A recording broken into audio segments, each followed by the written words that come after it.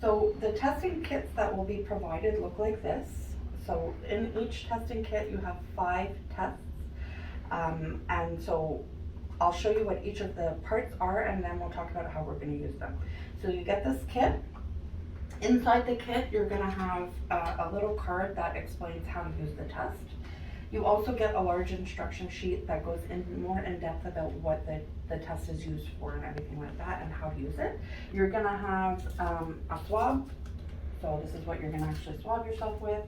You're going to have the little the actual testing result tray, and we'll open that up in a minute, you'll see. You're gonna have the tube that you put the liquid in with a cap, and you're gonna have the fluid. So the good thing about this test is that you get little individual buffer solutions that you're gonna put into the tube. You don't have to measure how many drops or anything, you just use this full amount. And then you're gonna have the tray, which is where you're gonna sit the test to use the test. So first things, we will want to put the fluid into the tube. So it's a small little tab that you just have to twist off. And you squeeze the whole contents into the tube. And you put it into in the tray, so it makes it easier. You'll want to open up the actual testing tray. So the testing tray looks like this. And then you have your swab. So again, you want to have your hands clean.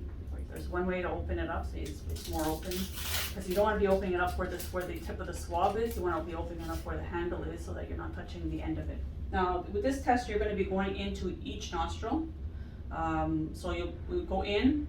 You need to go at least a ½ inch into your nostril, and you're going to rotate it in each nostril for 5 seconds, and then you're going to pinch your nose and then rotate it for 5 seconds, and then go on to the next nostril. So I will demonstrate that. So 1, 2, 3, 4, 5. 1, 2, 3, 4, 5. That's one side. The other side. 1, 2, 3, 4, 5. Pinch again. Rotate. 1, 2, 3, 4, 5. We'll rotate it in here to mix it. And then you'll want to pinch the swab like 10-15 times to try and get all the solution out of there. And then you will put it back into the solution and put it in the tray. And then you'll put a timer on for 2 minutes, because it has to sit there for 2 minutes. So I'll start it. All right, so once the 2 minutes is passed, you'll want to squeeze as much of the solution as you can off the swab. So you'll be pinching it again when it's out of the solution. So pinching it, and then you'll be getting rid of it. So I'm just gonna put this on the tray for now.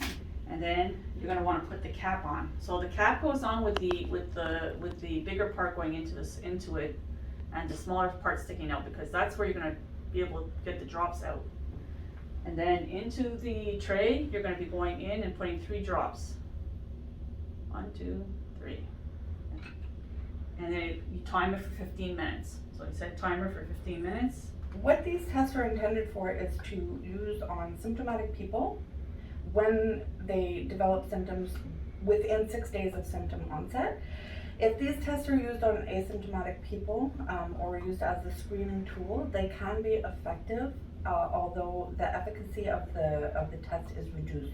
If you read the insert that comes in the package, it explains that the best way to use it for screening is to do 3 sequential tests 24 hours apart. These really are best used for symptomatic people within 6 days of symptom onset.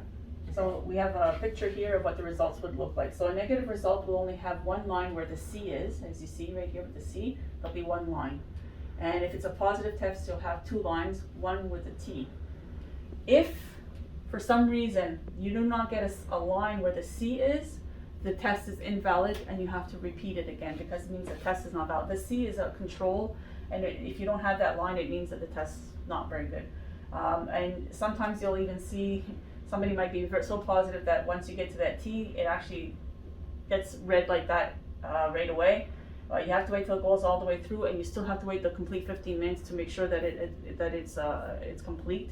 For the test as well, it could be a very faint line. So if there's even a faint pink line, if there's any line on the T, even if it's faint, that means that it's considered a positive test. So it doesn't have to be very bold, but if there is a line there, it means it's detected the COVID virus in the test.